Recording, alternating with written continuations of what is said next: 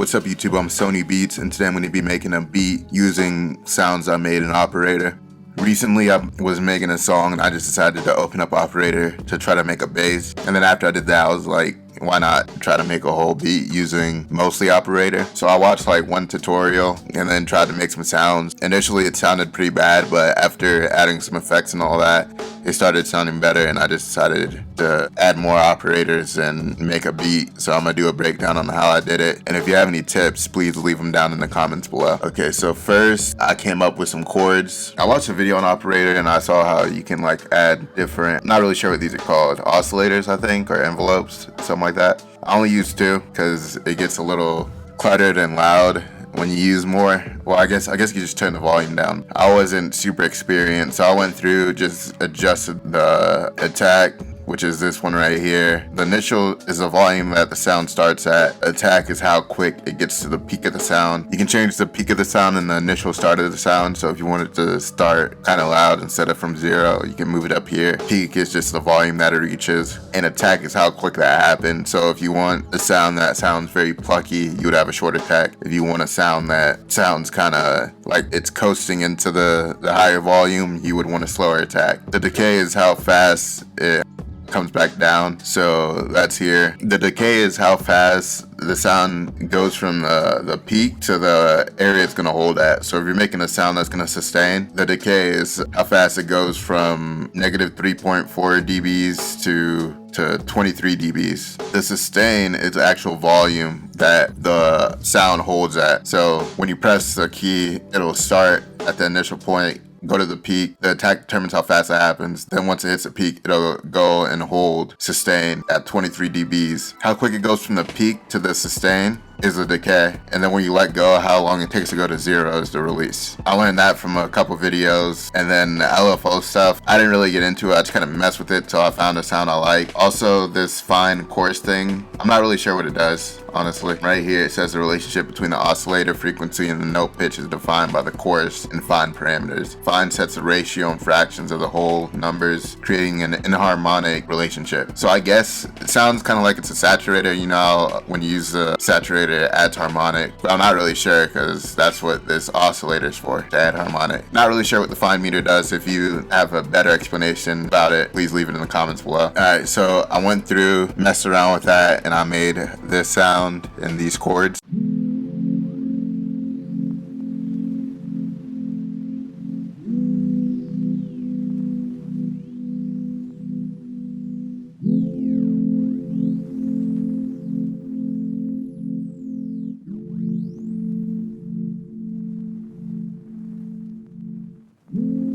After that, I went and threw Kickstarter on top of it.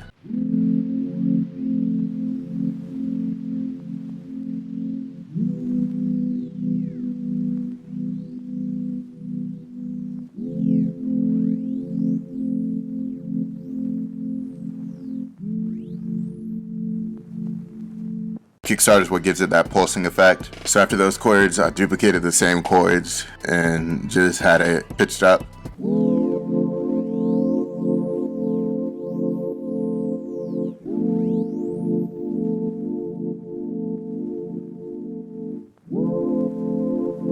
Now that I think about it, I probably could have just done it in here by adding another oscillator. I mean, it does the same thing, so it doesn't matter. So after those chords, I duplicated the operator again.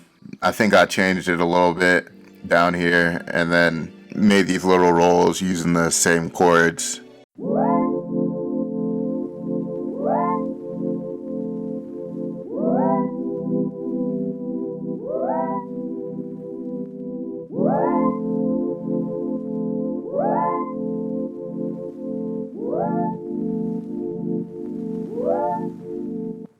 So this was the initial melody I came up with, but it sounded bad, so I just threw a bunch of reverb on it.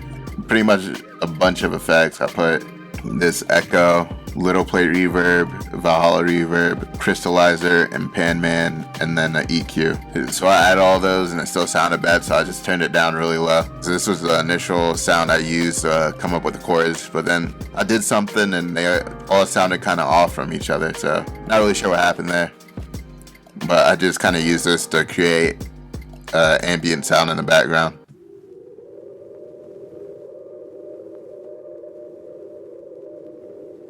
If you know about Little Plate, it's a good reverb for reverb tails. It makes things sound really ambient. After that, I made a bass. I just changed the coarse from 1 to 0.5 and then messed around with the envelope and all that. I didn't even add an LFO or anything on it. And this is what the bass sounds like.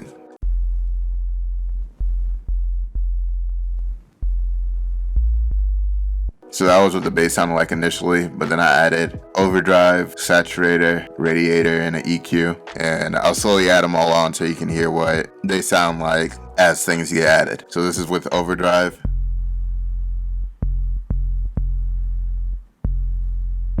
Saturator. Radiator. EQ.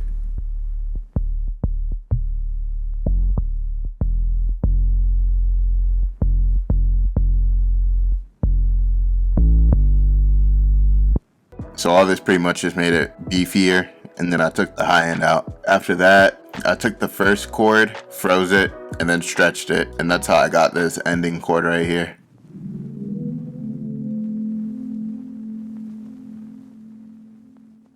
Kind of sounds like a siren from one of those zombie movies. I like to do this when I end songs, especially in beat battles. It's just a quick way to end a song without just fading it out. So next, for the drums, I didn't make any of the drums in Operator because I'm not sure how to do that. But I did recently get the XL plugin and I was messing around with it. So I just came up with a drum pattern in there.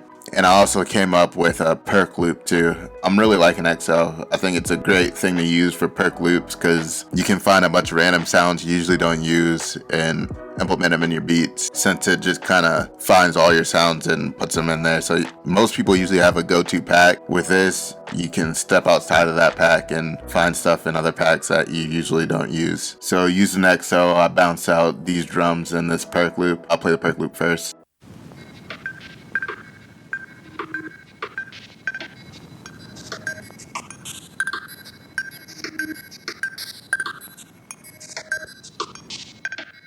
So I had a pan man that just pans it from left to right. You can make it glitchier, but I like the smooth panning better. I added the Tremolator. This is what the perk loop sounds like with no effects added to it.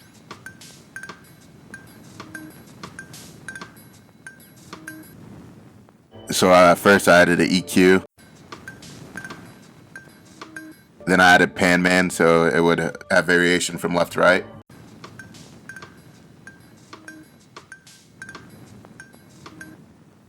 Next, I added the Tremolator.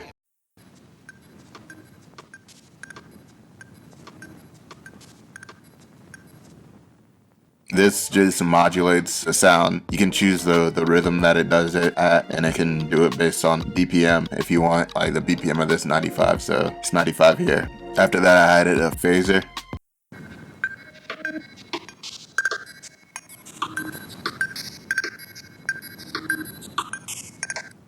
I think the phaser is what makes it sound so good. It makes it sound like it's coming from random directions. And then I added radiator to make it punchier.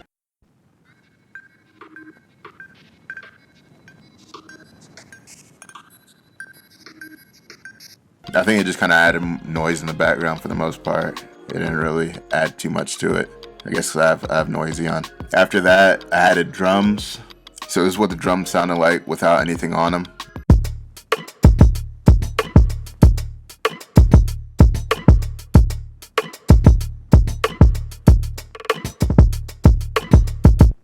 So first thing I did was add an EQ to cut out the super low end and the super high end.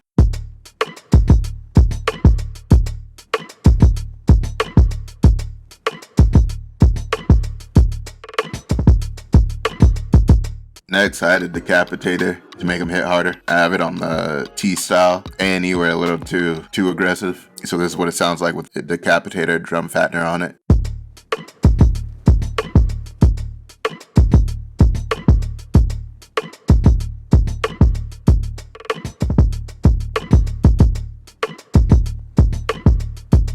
After that, I added beat repeat on it. The main reason I added it is because when I first moved to Ableton, This is one of my favorite things to use. I add it on damn near every beat, so I just decided to add it on this one. I saved this preset from flip I did of a song from Yu Yu Hakusho. That's why it's called Yu Yu Repeat. And this is what the beat repeat section sound like. They're different every time, so it's just gonna sound different than the version that I bounce out. This is what beat repeat does to drum loops.